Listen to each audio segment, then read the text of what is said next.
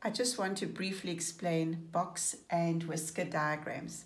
Firstly, we use box and whisker diagrams to show the spread of the data in a group, and they can also be used to compare one group with another. But I'm just looking at one. You would not have to draw a box and whisker, but you would have to interpret what you're seeing. From a box and whisker diagram, we get a 5-number summary. The first number is the minimum in the class. In this case, it's a class of learners.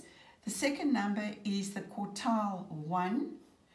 The middle number is the median, 72,5. So this is an average, but it's the median, the middle number.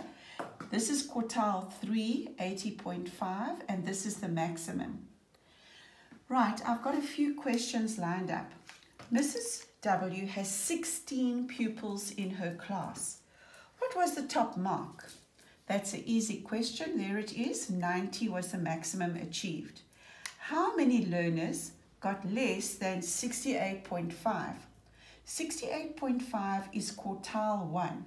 So the first thing to think about it is that quartile 1 represents 25% of the data is at 68.5 or less.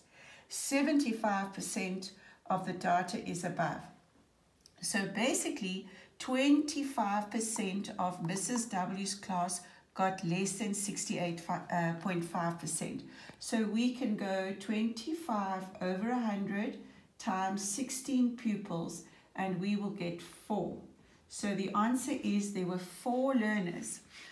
The next question is how many learners got more than 80.5%? Again, between the quartile 3 and the max, 25% of the learners lie.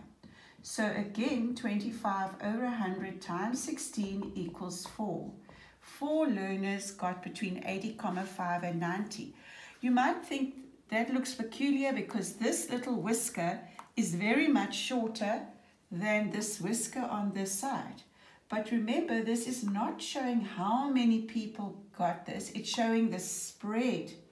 In other words, there might have been one person who was way lower than the others, but between these two values, there are 4 pieces of data.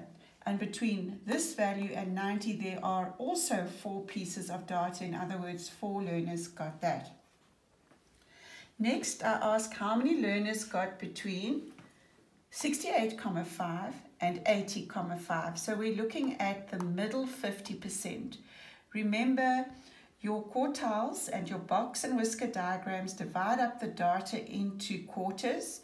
So 25% in that whisker, 25% in this box, 25% in this box, and 25% in this whisker. So this section of your box and whisker diagram represents half of the values, or 50% of the learners would be in between those two values. And so we could say 8 learners, but let's just show the working.